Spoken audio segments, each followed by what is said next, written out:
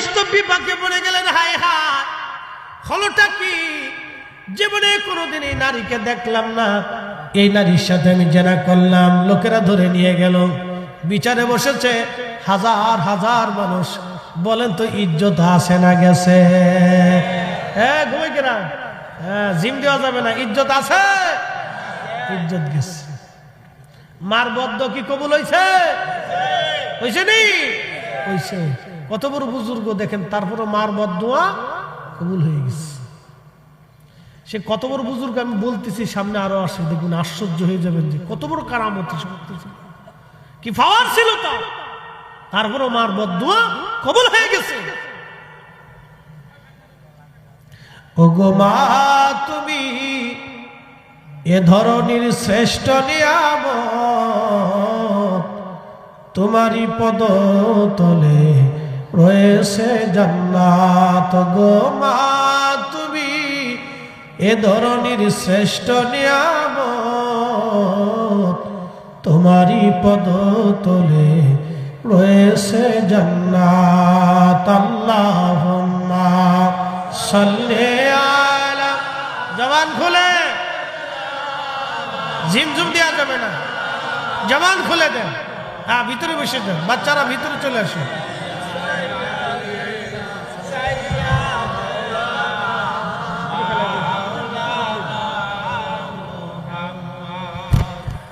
ভাইরা আমার, জুরাইস খুবই চিন্তিত, হায় হায় হলো কি, সর্বনাশ হয়ে গেল আমার জীবনে, হলো কি। তখন মুরব্বীরা ডাক দিয়ে বলল, জুরাইস তুমি কি জেনা করছো? জুরাইস বলল, না অবশ্যই আমি তার সাথে জেনা করি নাই, তারে দেখিও নাই, চিনিও না, জেনা কেমনে হবে বলো? মহিলাকে জিজ্ঞেস করো, নারী তুমি অন্তঃসত্ত্বা কেমনে বলো? মহিলা ডাক দিয়ে বলতেছে, দেখো যারে তোমরা বুজুর্গ মনে করো, তার খানকার ভিতরে নিয়ে জুরাইস আমার সঙ্গে জানা করছে, এই লোকেই আমার পেটে তার বাচ্চা। মহিলা নাসর বান্দা, ওই যে শিখাই দিছে। একটা কথা মনে রাখবেন, বেহায়া বিয়াদ্দব নারীদের কোনো শরম লজ্জা থাকে না। এই কথা কোন লেখা? বিয়াদ্দব বেহায়া নারীদের কোনো শরম লজ্জা, ও শরম লজ্জা নাই, এদের শরম লজ্জা থাকে না, এটা বচ্চরিত্র। এজন্য যদি বিয়ে করেন, যুবকদেরকে বলতেছি, তাহলে টিকটক বিয়ে করেন না। ঠিক আছে করে তোরা হাত উঁচা করে জোরে খ, তোরা তো নিজেরাও টিকটক বানাস, বুঝি না এই বেলা। ঠিক মহিলাদেরকে বলতেছি, শুনে যান, ফুলা মানে এখন কই ঠিক, তার মানে সুলা কলা এটা কেউ পছন্দ করে না, বাজারে এর দাম থাকে না। নারীদেরকে বলতেছি, অত সুলা কলা না হইয়া মাথার থেকে পা পর্যন্ত পর্দা দিয়ে নিজেরা ঢাইকে দেন, তাহলে জীবনে শান্তি এবং সম্মান আসবে। কথা কন না, ঠিক কিনা?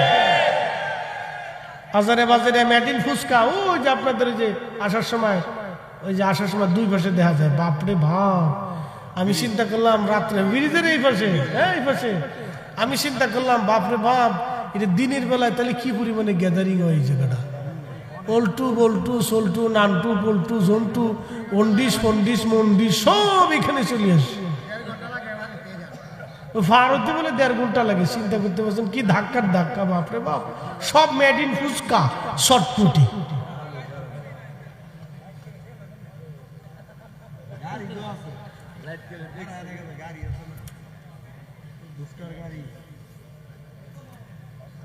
কষ্ট হইতেছে আপনাদের? চলবে? চলুক চলুক। আশা আশা দিন যে গেল, আশা পুরো হইল না।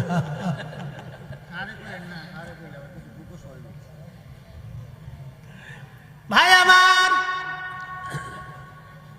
না বেশি গুলো মাহফিলে গাছালিরা টিয়া পয়সা দিত না, এই হুজুরা আনিস না, আনলে টিয়া দিতাম না। গাছালির শেষ। কইলাম না থাক থাক, খাক ফুচকা খাক, যদ্দূর ভর চটপটি খাক খাক, অসুবিধা নেই। কোম্পানি আর একটা তো খারানো আছে, বলে কোনটা বুঝেন নাই মনে হয়? Made in gastric. ফার্মেসিতে যাইয়া শেষে কইতে হবে যে আমার একটা সার্জেল দিয়ে দে, চলবে খা। হাজিরিন, এই বাহায়া নারী কোন মতে জুরাইজের নাম বাদ দেয় না, লোকেদেরকে বলে হা উনি জানা করছে। কি সর্বনাশের মধ্যে পড়ে গেল জুরাইজ, খুব চিন্তায় পড়ে গেল জুরাইজ। হায় হায়, বলে কি জুরাইজ বলে, দেখো সমাজ, আমি জীবনেও কোনোদিন তার চিনি নাই আর দেখি নাই। সমাজ এবার চিন্তায় পড়ে গেল, হায় হায় কি করা যাবে। জ্ঞানী গুণী তো কম বেশি দু একজন আছে, তো একজন বলল জুরাইজ বলো। নারীর তো সাক্ষী হচ্ছে ওই মহিলার পেটে বাচ্চা, আমরা তো বুঝতেই পারতেছি তার সাথে জানা হয়েছে, যে কোনো হোক পুরুষ কর্তৃক সে এই জানা হয়ে গেছে। তো তুমি করো বা আর একজনেই করুক, মহিলার সাক্ষী মহিলার পেটের বাচ্চা, সে তো অন্তঃসত্ত্বা হয়েছে, তার তো পেটে বাচ্চা এসে গেছে। এখন তুমি বলো জুরাইজ, তোমার কি কোনো সাক্ষী আছে কিনা? জুরাইজ ডাক দেয়া বলতেছে, হ্যাঁ আমার একটা সাক্ষী আছে। বলে কি সাক্ষী? বলে আমার সাক্ষী হলো ওই মহিলার পেটের বাচ্চা। তখন জুরাইজকে লোকেরা বলল, জুরাইজ রে, মহিলার পেটের বাচ্চা তো মহিলার সাক্ষী, তোমার সাক্ষী কেমনে হয়?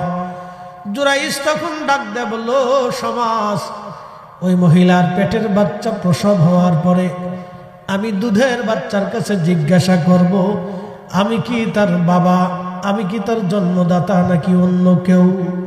লোকেরা বলল, জুরাইজ বলো কি, দুধের বাচ্চা কি কথা বলবে? জুরাইজ ডাক দেখা, হা আমি বললে কথা বলবে। না, চিৎকার মেরে বলেন আল্লাহু আকবার। বনি ইসরাইলের নবীর উম্মতের পাওয়ার যদি এরকম হয়, আমার এই নবীর উম্মতের পাওয়ার আর 70 গুণ। কথা কন না কেন? কত গুণ? 70 গুণ পাওয়ার, 70 গুণ পাওয়ার, 70 গুণ পাওয়ার, 70 গুণ। ও গো মা, তুমি এ ধরনের শ্রেষ্ঠ নিয়ামত, তোমারই পদতলে রয়েছে জান্নাত, তোমারই পদতলে রয়েছে জান্নাত। আজকে একটা মাসলা বলে দিয়ে যাই। দাদা হুজুর কেবলাকে যখন আনতে পাকুড়িয়া গেছিলেন, তখন তার আব্বা আম্মারে একটা কথা বলছিলেন যে আপনার এই সন্তানের সমস্ত আপনার যত হক আছে সব ক্ষমা করে দিয়ে আমাকে দিয়ে দিতে হবে। হয় না? আরো জোরে বলেন, জোরে জোরে। আপনার সন্তানের আপনার যত হক আছে সব মওকুফ করে দিয়ে আমাকে দিয়ে দিতে হবে। আপনি বুঝতে হবে হুজুর কেবলার প্রত্যেকটা কথা কাজ জীবনে যদি গবেষণা করেন, একবারে সম্পূর্ণ শরীয়তের আদলে কমপ্লিট ছিল। হুজুর কোরআন সুন্নাহর ভিতরে ছিলেন, আমরা বাহিরে চলে গেছি। কথা কন না, ঠিক কিনা? হুজুর কিন্তু কোরআন সুন্নাহর ভিতরে ছিলেন, আমরা কি হয়ে গেছি? বাইরে চলে গেছি। আপনি হুজুরের দোষ দিতে পারবেন না, আমার পীরের দোষ দিতে পারবেন না। সব উনি কোরআন সুন্নাহর ভিতরে ছিলেন, নকশবন্দিয়া মুজাদ্দিদে কোরআন সুন্নাহর ভিতরে, কিন্তু আমরা বাহিরে চলে এসেছি। কথা ঠিক কিনা? আমরা বাইরে চলে এসেছি, কিন্তু তরিকা কোরআন সুন্নাহর ভিতরে।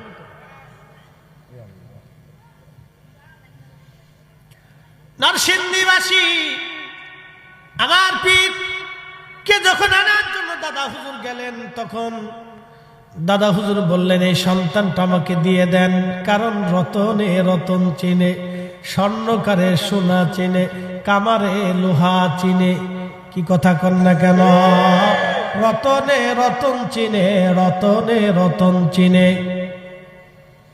রতনে রতন চিনে।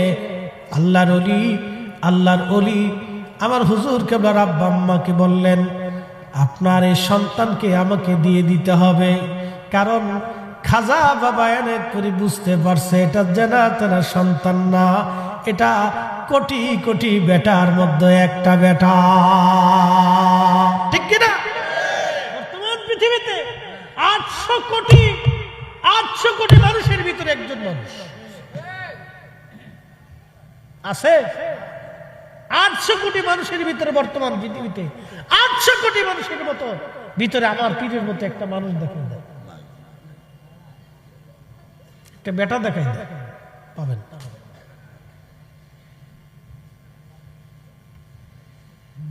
বেশি রাত হয়ে গেল, সারা রাত আজকে আগে তো আমি যে ব্রিজ হয়েছে দেখে আসা গেছে, আগে তো নৌকা দিয়ে আসা লাগছে, তাই না? সারা রাত ধরে জিকির ফিকির করে ফজরের সবাই গেছে গাছ জালি কই প্রয়োজনে 2 বেলা তারপর করুন, চলুক না, অসুবিধা কি? খাইয়া প্রয়োজনে আবার শুরু করুন, যা করে খুদা সব আল্লাহ দিচ্ছে না। বেশি রাত করবো না, শুধু আপনাদেরকে বুঝাই। দেখেন কত বড় শরীয়তের পাবন্দি ছিলেন। বলতেছে আপনার সন্তানকে, আপনার যে হক আছে, পিতামাতার একটা হক আছে না সন্তানের প্রতি, কি আছে না? এখানে বাবা মা মারা গেছে, কার কার একটু হাত উঁচা করেন তো আমার মতো। সবাই আবার উঠেন না, যার বাপ মা মারা গেছে একজন না একজন মারা গেছে, হাত উঠান। আহা, হাত নামান। তার মানে এখানে 100%-এর 99% লোকেরই বাবা মা কেউ না কেউ মারা গেছে। কথা ঠিক কিনা? তাহলে এখন বলেন বাবা মা কি হক পায় না? কি আপনি বাবা মা মরে গেছে বিদায় কি শেষ হয়ে গেছে? না, এখনো একটা হক পায়, অরিজিনাল হক। আল্লাহ রাসূল বলছেন সর্বপ্রথমে দোয়া, দোয়া, দোয়া, দোয়া। কি কথা কর না কে? কি পায়? কি পায়? কি পায়? এই দোয়া পায় বিদায় হুজুর কেবলা শিখিয়ে দিয়ে গেলেন। মাগরিবের নামাজের পরে 2 রাকাত নফল নামাজ, ফাতিহা, ফজরের পরে ফাতিহা, এশার পরে নফল নামাজ, জোহরের পরে নফল নামাজ পড়ে পড়ে বাবা মার জন্য দোয়া করা। কি কথা কর না কেন? হক আদায় করতে হবে, এই হক শিখিয়ে দিয়ে গেছি। যাকে বলছি হুজুর কোরআন সুন্নাহর বাহিরে না, আমরা চলে এসেছি বাইরে। ঠিক কিনা? হুজুর থেকে ভিতরে ছিলেন, আমরা বাইরে চলে এসেছি। এটা আমাদের দোষ, আমরা বাইরে চলে এসেছি।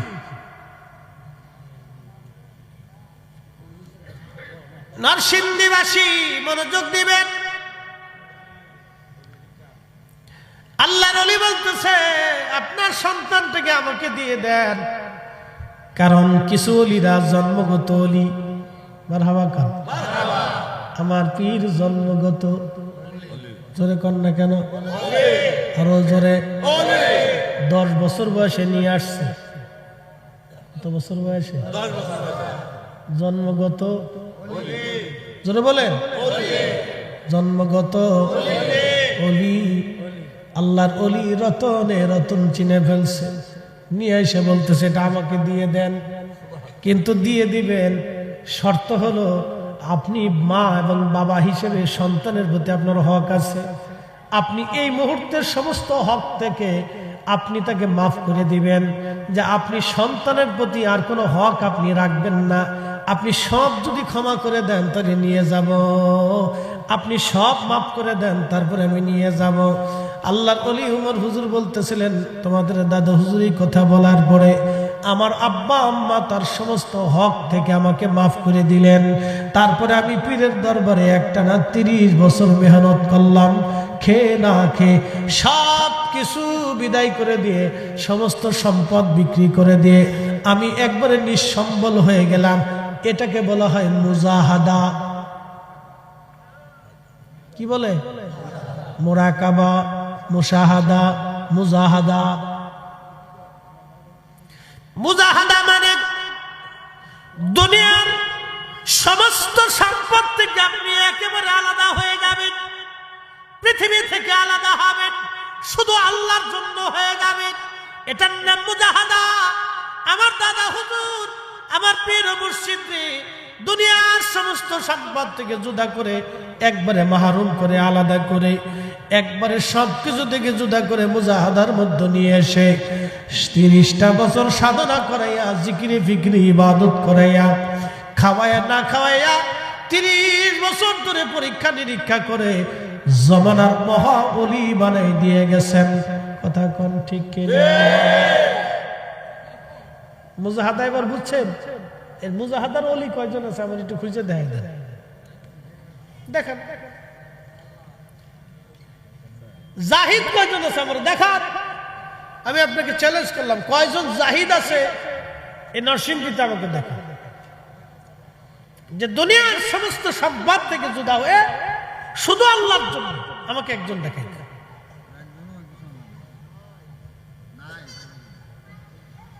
সমালোচনা করা যায় ভাই, গালি দেওয়া যায়, ভণ্ড বলা যায়, কিন্তু কাজের বেলায় ঠন ঠন ঠন ঠন। কি কথা কথা কেন? ভণ্ড বললে যে কেউ বলতে পারেন, আপনি আমাকে বলতে পারেন, আমারও কেউ যেতে ভণ্ড ভণ্ড তো বলতে পারেন। আপনার মুখের স্বাধীনতা আছে, বললে তো আর আমি কি তা করবো? আমি তো আর আপনার গালি দিতে পারি না, কারণ আমি তো আলেম। গালাগালি করার তো আল্লাহ আইন দেয় নাই, তো বলতে পারেন। তো বলে ফেলছেন, আর কি করার আছে? আমি মুস্কি হাসি দিয়ে চলে আসতে হয়। মুস্কি হাসি দিয়ে চলে আসে ছাড়া তো আর আমি কি গন্ডগোল করবো? বলছে, বলে ফেলছে, তার মুখ দিয়ে সে বলে ফেলছে। কারণ মানুষের জবান তো বন্ধ রাখা যায় না। এই যে পাশে কি নদীর নাম কি? হ্যাঁ, মেঘনা নদীতে যদি বাংলাদেশ সরকার ইচ্ছা করলে বাদ দিব তো দিতে পারে, নদীরে বাদ দিয়ে বন্ধ করা যায়, কিন্তু মানুষের জবান বন্ধ করা যায় না। এটা বন্ধ করা যায় না। তা আপনি বলে ফেলছেন, বলতে পারেন, আর কি করার আছে? বলি তো বলছি, বেশি কিছু তো করেন না, কইছেন তো কইছেন তো আমার হাত খুশি যায় না, ঘড়ি খুশি যায় না, শরীর খুশি যায় না, আমার শরীরে গন্ধও হয় না, তো বলছেন, বলে ফেলছেন। এই জন্য অলি হতে হলে মুজাহাদার দরকার। এই মুজাহাদার অলি পৃথিবীতে খুব কম আছে, খুব কম পাবে। মুজাহাদা সবার নসিব হয় না। এই মুজাহাদা করেছিলেন দাদা হুজুর। এই মুজাহাদা করে এমন তাসকিয়াতুন নফস করিয়েছেন যে মোরাকাবাতে বসলে সব ক্লিয়ার, পর্দা থাকতো না, কোনো পর্দা থাকতো না। এই জন্য হুজুরের জীবনের কোটি কোটি লক্ষ লক্ষ কারামত আছে। কথা কন না কেন? লক্ষ লক্ষ কারামত আছে, দোয়া আছে। মানুষ গেছে, হুজুর আমার এই সমস্যা, মেয়ের বিয়ে হয় না, তো হুজুর একটু মোরাকাবা করে বলতেন, বাবা সোমবারের দিন একটা পাত্র আসবে, ভালো ছেলে। একসাথে বললেন আল্লাহু আকবার। এটা খুলে গেছে মুজাহাদা করার কারণে। পেট বেড়ে খাইয়ে যদি আল্লাহরে পাওয়া যেত, এত লাভ হয়ে যদি আল্লাহ পাওয়া যেত, ব্যাঙে আল্লাহ আগে পেত, ও বেশি লাভ হয়। কি কথা কর না কেন? পেট বেড়ে খাইয়ে যদি আল্লাহ পাওয়া যেত, গরু আল্লাহ আগে পেত, কারণ গরু বেশি খায়, পেট বেড়ে খায়, খাওয়ার সময় খুব খায়। ঘুমায় কিনা? হ্যাঁ, থাকবে না, থাকবে। হ্যাঁ, হয়েছে না, জোরে জোরে হাত উঠে না, থাকবে না।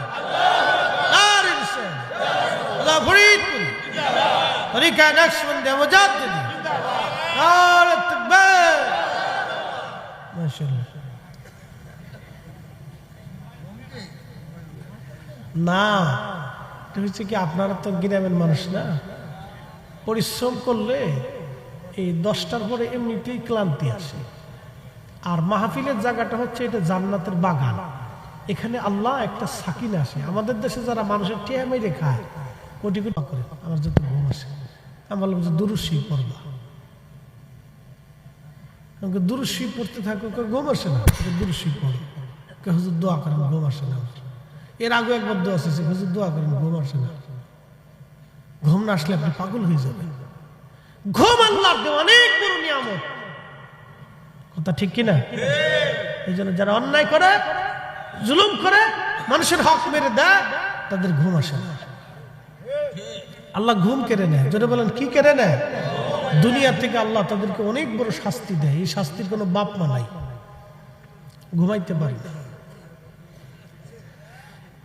নরসিংদীবাসী মনোযোগ দিবেন।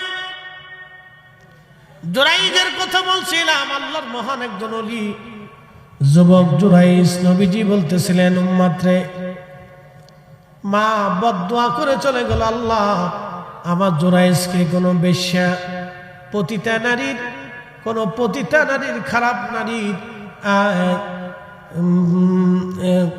অভিযোগ না দেওয়াইয়া, অপমান না করাইয়া আমার জুরাইজকে তুমি মৃত্যু দিও না। আল্লাহর নবী বললেন, সঙ্গে সঙ্গে আল্লাহর দরবারে দোয়া কবুল হয়ে গেল। ওই এলাকার একটা রাখাল ছিল, গোলাম, সে গোলামি করত, কৃতদাস ছিল। তখন মানুষের কেনা বেচা চলতো, কৃতদাস। ওই কৃতদাস রাখালি করে বেলাইতো, মাঝে মধ্যে জুরাইজের খানেকার পাশে এসে রাত্রিবেলা ঘুমাইতো, আর উট দুম্বা গরু ছাগলগুলি চড়ে বেড়াইতো, রাত্রিবেলা ঘুমাইতো। আর ওই কৃতদাস রাখালের সাথে ওই এলাকার এক স্বাধীন নারীর সাথে সম্পর্ক হয়ে গেল। একটা পর্যায়ে তারা জেনা করলো, আর ওই মহিলাটা অন্তঃসত্ত্বা হয়ে গেল। জেনা করার কারণে ওই নারীটা অন্তঃসত্ত্বা হয়ে গেল।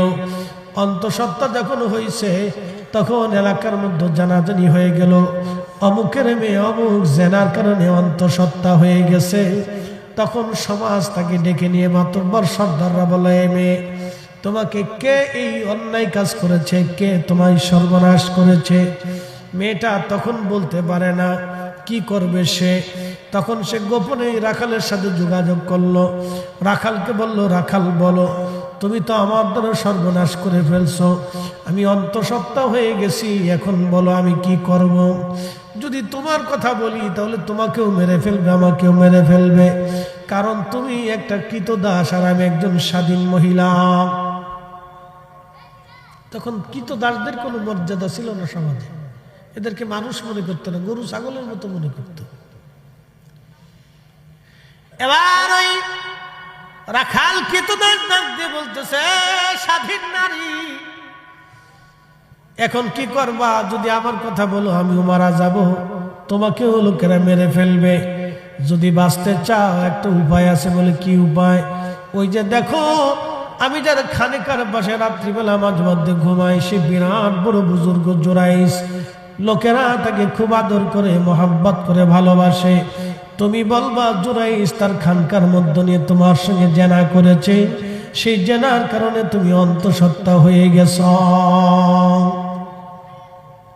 মার দোয়া কবুল হইছে নি? কথা কন না কেন? এই পতিতা মহিলা, নিকৃষ্ট মহিলাটা পরপুরুষের সঙ্গে জেনা করলো।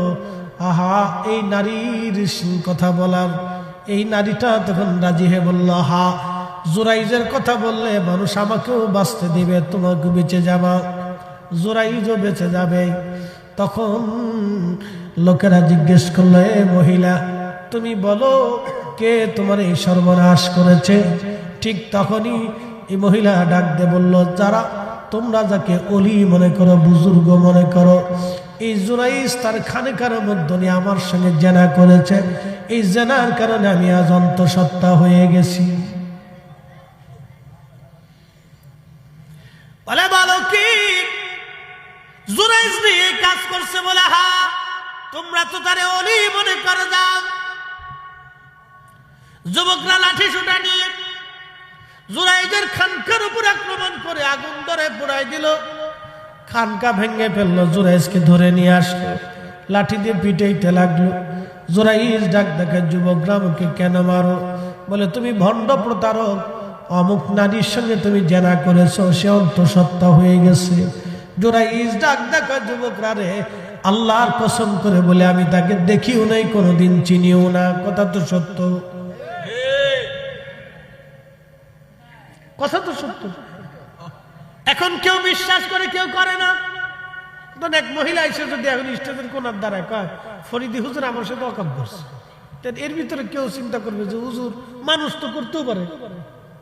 একদল বিশ্বাস করবে, আর একদল করবে না, এটা হতেই পারে। কি কথা কর না কেন? এখন এটা নিয়ে কি হবে? ডকুমেন্টসে চলো, কোথায় ডিএনএ টেস্ট হবে, সত্যি আমি জানা করছি কি, ঠিক আছে না? এখন তো এই সিস্টেম আছে যে ডিএনএ টেস্ট হবে, পরীক্ষা নিরীক্ষা হবে, বেশি কিছু একটা সিস্টেম বের করার সুযোগ আছে। কিন্তু তখন তার এগুলি ছিল না, তখন তো এগুলি ছিল না। জুরাইজ তো বিপাকে পড়ে গেলেন, হায় হায়, হলোটা কি? জীবনে কোনোদিন এই নারীকে দেখলাম না, এই নারীর সাথে আমি জেনা করলাম, লোকেরা ধরে নিয়ে গেল, বিচারে বসেছে হাজার হাজার মানুষ। বলেন তো ইজ্জত আছে না গেছে?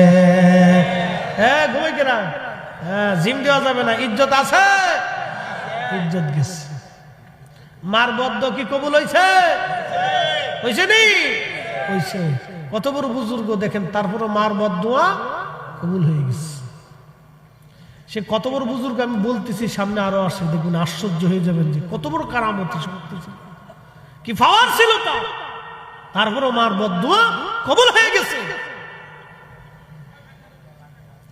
ওগো মা, তুমি এ ধরনের শ্রেষ্ঠ নিয়ামত, তোমারই পদ তলে রয়েছে জান্নাত। গো মা, তুমি এ ধরনের শ্রেষ্ঠ নিয়ামত,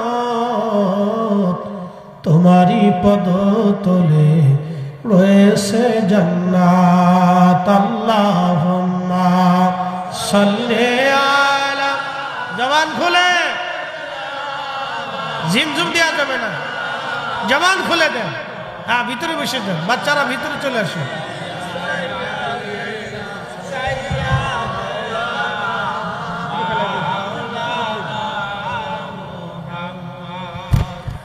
ভাইরা আমার, জুরাইস খুবই চিন্তিত, হায় হায় হলো কি, সর্বনাশ হয়ে গেল আমার জীবনে, হলো কি। তখন মুরব্বীরা ডাক দিয়ে বলল, জুরাইস তুমি কি জেনা করছো? জুরাইস বলল, না, অবশ্যই আমি তার সাথে জেনা করি নাই, তারে দেখিও নাই, চিনিও না, জেনা কেমনে হবে বলো? মহিলাকে জিজ্ঞেস করো, নারী তুমি অন্তঃসত্ত্বা কেমনে বলো? মহিলা ডাক দিয়ে বলতেছে, দেখো, যারে তোমরা বুজুর্গ মনে করো, তার খানকার ভিতরে নিয়ে জুরাইজ আমার সঙ্গে জানা করছে এই লোকেই। আমার পেটে তার বাচ্চা, মহিলা নাসর বান্দা, ওই যে শিখাই দিছে। একটা কথা মনে রাখবেন, বেহায়া বিয়াদ্দব নারীদের কোনো শরম লজ্জা থাকে না। এই কথা কোন লেখা? বিয়াদ্দব বেহায়া নারীদের কোনো শরম লজ্জা, ও শরম লজ্জা নাই, এদের শরম লজ্জা থাকে না, এটা বচ্চরিত্র। এজন্য যদি বিয়ে করেন, যুবকদেরকে বলতেছি, তাহলে টিকটক বিয়ে করেন না। ঠিক আছে, কেন তোরা হাত উঁচা করে জোরে খ, তোরা তো নিজেরাও টিকটক বানাস, বুঝলি না? এই বেলায় ঠিক মহিলাদেরকে বলতেছি, শুনে যান, ফুলা মানে এখন কই ঠিক, তার মানে সুলা কলা এটা কেউ পছন্দ করে না, বাজারে এর দাম থাকে না। নারীদেরকে বলতেছি, অত সুলা কলা না হইয়া মাথার থেকে পা পর্যন্ত পর্দা দিয়ে নিজেরা ঢাইকে দেন, তাহলে জীবনে শান্তি এবং সম্মান আসবে। কথা কন না, ঠিক কিনা? বাজারে বাজারে মেডিন ফুচকা, ওই যে আপনাদের যে আসার সময়, ওই যে আসার সময় দুই পাশে দেখা যায়, বাপরে বাপ। আমি চিন্তা করলাম রাত্রে ব্রিজের এই পাশে, এই পাশে, আমি চিন্তা করলাম বাপরে বাপ, এটা দিনের বেলায় তাহলে কি পরিমাণে গ্যাদারিং হয় এই জায়গাটা।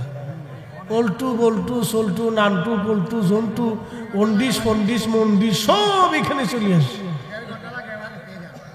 ফারতে বলে 1.5 ঘন্টা লাগে। চিন্তা করতে পারছেন কি ধাক্কার ধাক্কা, বাপরে বাপ।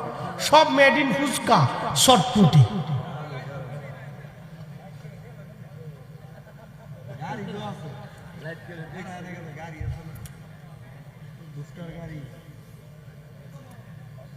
কষ্ট হইতেছে আপনাদের? চলবে?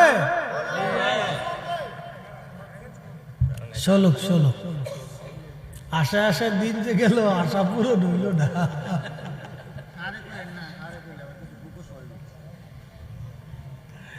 ভাই আমার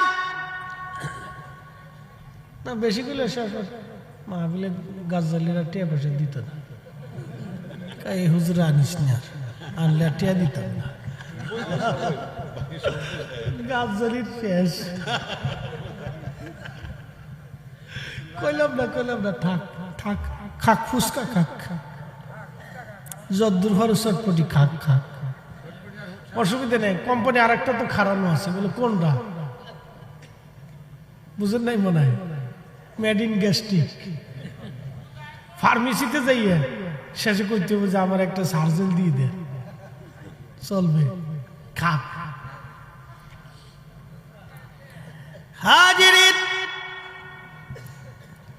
এই বাহায়া নারী কোন মতে জুরাইজের নাম বাদ দেয় না, লোকেদেরকে বলে হা উনি জানা করছে। কি সর্বনাশের মধ্যে পড়ে গেল জুরাইজ, খুব চিন্তায় পড়ে গেল জুরাইজ। হায় হায়, বলে কি জুরাইজ বলে, দেখো সমাজ, আমি জীবনেও কোনোদিন তার চিনি নাই আর দেখি নাই। সমাজ এবার চিন্তায় পড়ে গেল, হায় হায় কি করা যাবে। জ্ঞানীগুলি তো কম বেশি দু একজন আছে, তো একজন বলল জুরাইজ বলো।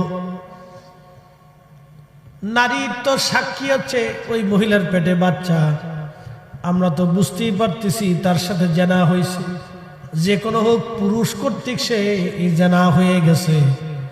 তো তুমি করো বা আর একজনেই করুক, মহিলার সাক্ষী মহিলার পেটের বাচ্চা, সে তো অন্তঃসত্ত্বা হয়েছে, তার তো পেটে বাচ্চা এসে গেছে। এখন তুমি বলো জুরাইজ, তোমার কি কোনো সাক্ষী আছে কিনা? জুরাইজ ডাক দেয় বলতেছে, হ্যাঁ আমার একটা সাক্ষী আছে। বলে কি সাক্ষী? বলে আমার সাক্ষী হলো ওই মহিলার পেটের বাচ্চা। তখন জুরাইজকে লোকেরা বলল, জুরাইজ রে, মহিলার পেটের বাচ্চা তো মহিলার সাক্ষী, তোমার সাক্ষী কেমনে হয়? জুরাইজ তখন ডাক দেয় বলল, সমাজ, ওই মহিলার পেটের বাচ্চা প্রসব হওয়ার পরে আমি দুধের বাচ্চার কাছে জিজ্ঞাসা করব, আমি কি তার বাবা, আমি কি তার জন্মদাতা নাকি অন্য কেউ? লোকেরা বলল, জুরাইজ বলো কি, দুধের বাচ্চা কি কথা বলবে? জুরাইজ ডাক দেখা, হা আমি বললে কথা বলবে। না, চিৎকার মেরে বলেন আল্লাহু আকবার। বনি ইসরাইলের নবীর উম্মতের পাওয়ার যদি এরকম হয়, আমার এই নবীর উম্মতের পাওয়ার আর 70 গুণ। কথা কন না কেন? কত গুণ? 70 গুণ পাওয়ার, 70 গুণ পাওয়ার, 70 গুণ পাওয়ার, 70 গুণ, 70 গুণ পাওয়ার। আমাদের এক এলাকার ভদ্রলোক 12 বছর কোনো সন্তান হয় না, হুজুর কেবলার কাছে নিয়ে গেছে। হুজুর বললেন, বাবা খেদমত করতে বলেন, সন্তান দেওয়ার মালিক তো আমি না, সন্তান ফয়সালা বন্টন হয় আল্লাহর দরবার থেকে। কে কয়টা সন্তান পাবে, কখন সন্তান হবে, এটা আমার হাতে না রে বাবা, এটা আল্লাহর দরবার থেকে বন্টন হয়। তবে বাবা তার জন্য হয়তো কোনো বরাদ্দ নাই, তবে খেদমত করতে বলেন, দেখি আল্লাহর পক্ষ থেকে কি ফয়সালা হয়। তো লোকটা খেদমত করতে গেছে, একটু প্রভাবশালী লোক, অর্থাৎ সম্ভ্রান্ত পরিবারের, অত কষ্টের কাজ বাজ পারে না। হুজুর কইছে, বাবা মাটি কাটতে কর। কি কাটতে কইছে? মাটি কাটতে। কি কাটতে? জোরে কর না, মাটি কাটতে। এখন তার কাটাকাটি নাই, যাকে আরাম টারাম পেয়ে যায়, নাক ঢেকে ঘুমায়, এই জন্য কিছু পায় না।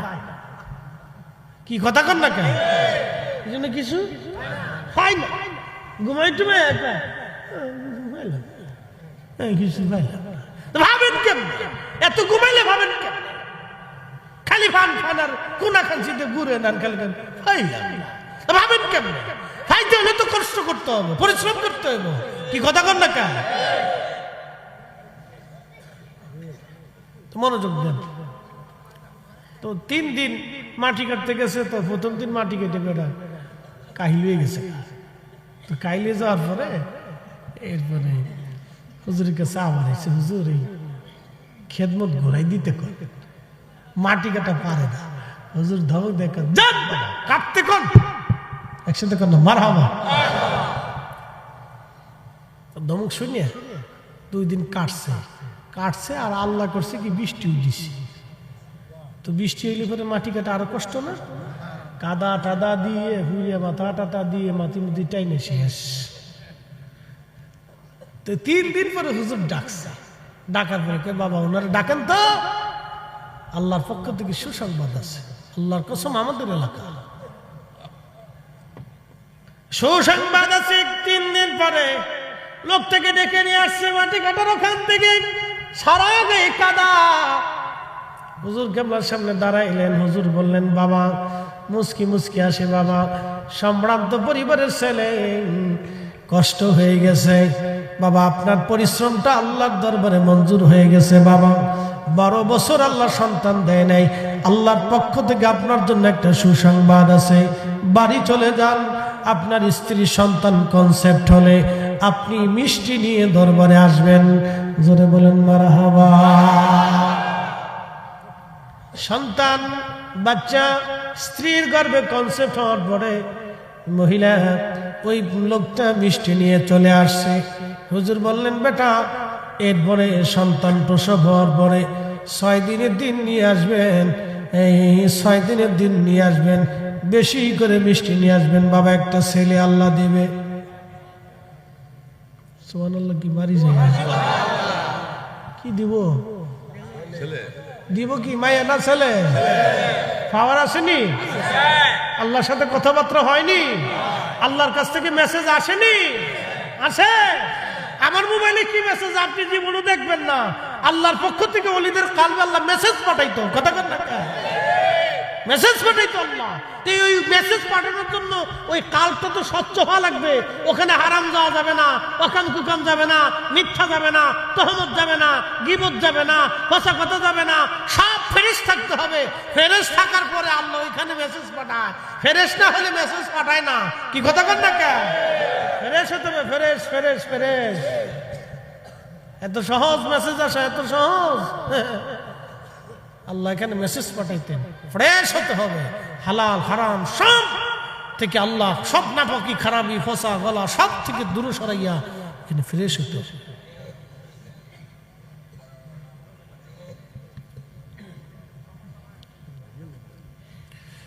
যোগ শ্রেষ্ঠ মাহাওয়ালি আমার মুর্শিদ মাওলানা, ওরে এক নজর দেখলে যারে দিলের জ্বালা থাকে না।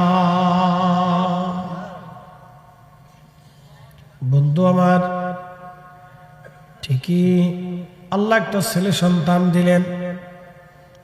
ছেলে সন্তানটাকে নিয়ে আল্লাহর বান্দা চলে আসছে, অনেক মিষ্টি নিয়ে আসছে। হুজুর কেবল একটা নাম রেখে দিলেন, চলে আসলেন। বন্ধুরে, এই জন্য বলে দিয়ে গেলাম, স্বচ্ছ দিল হতে হবে। এটার নাম মুজাহাদা। মুজাহাদা করিয়া দিলটাকে যখন স্বচ্ছ বানায় দিল, তখন এই কাপের ভিতরে তাকাইল, আল্লাহর ওলিরা অনেক কিছু জানতে পারতেন, বুঝতে পারতেন, ঠিক কিনা?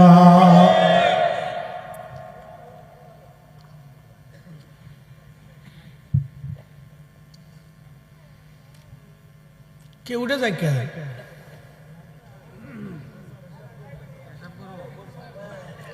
1 নাম্বার না 2 নাম্বার? আচ্ছা ঠিক আছে, তা যান, ঘুরে ঘুরে আসেন, আর শেষ করে দেবেন। দোয়া করে দিচ্ছি, ভয় নেই। হ্যাঁ, আপনি কি কর চলবে? একজন আল্লাহর ওলির নাম ছিল, তার নাম বু আলী কলমদর। নাম কি? নাম শুনছেন না আপনারা? ভারতের পানিপথে তার মাজার বু আলী কলমদর। বু আলী কলমদর ভারতের পানিপথে তার মাজার। বু আলী কলমদর রহমাতুল্লাহ আলাইহি যখন গেলেন হিন্দু রাজা, তিনি বললেন, মুসলমান দরবেশে দেশে রাখা যাবে না, তাড়িয়ে দিতে হবে। তো এই রাজা সাধু সন্ন্যাসী, তারপরে ঠাকুর ব্রাহ্মণ পুরোহিত গণ যা যা ছিল সব ডেকে নিয়ে রাজ দরবারে বসে গেলেন। সবাইকে বললেন, যে কোনো ভাবেই ফকিরকে তারাই, দরবেশকে তারাইতে হবে। তো সাধু সন্ন্যাসী ব্রাহ্মণ ঠাকুর যারা ছিলেন, তারা তো মন্ত্র সাধন করে। তো তারা তাদের সমস্ত মন্ত্র সাধন করিয়া শক্তি দিয়া আল্লাহর ওলি বু আলী কলমদরের উপরে নিক্ষেপ করলেন। সমস্ত জাদুবান আল্লাহর ওলির উপরে নিক্ষেপ করলেন, যাতে বু আলী কলমদর এই বানে মরে যায়, বা এই জাদু মন্ত্রতন্ত্রে সে মারা যায় বা পালিয়ে যায়। কিন্তু আল্লাহর কি অপরিসীম শক্তি! আল্লাহর ওলি বু আলী কলমদরের শক্তির কাছে আধ্যাত্মিকতার কাছে তাদের জাদু টনা মন্ত্রতন্ত্র কোনো ঠাঁই হয় না। তখন সাধু সন্ন্যাসী পুরোহিতরা বলল, বাদশা নামদার, সর্বনাশ, এই দরবেশের সাথে আমরা লড়াই করে পারবো না। কারণ আমরা যখন মন্ত্রতন্ত্র করি, যখন জাদুটনা করি, আধ্যাত্মিকভাবে অদৃশ্যভাবে তার জন্য একটা হেফাজত আসে, অদৃশ্যভাবে শক্তি এসে তাকে হেফাজত করে, আমাদের মন্ত্রতন্ত্র নিমিষের মধ্যে শেষ করে ফেলে দেয়, ধ্বংস হয়ে যায়। অতএব তার সাথে আমরা লড়াই করে পারবো না, আপনি লড়াই করা সম্ভব হবে না। তো বাদশা বলতেছে, রাজা বলতেছে, শোনো, তাহলে কি উপায়ে তার এই শক্তি ধ্বংস করা যায়? বলে, শুনেন, মুসলমান হারাম খায় না, আর হারাম খাইলে মুসলমানের শক্তি থাকে না। একসাথে বলবেন আল্লাহু আকবার। তেলের গাড়ি তেলে চলে, হাওয়ার গাড়ি হাওয়ায় উড়ে, বিনা তেলে চালায় গাড়ি নবী সুলাইমান। আমরা সেই মুসলমান, আমরা সেই মুসলমান। ঠিক।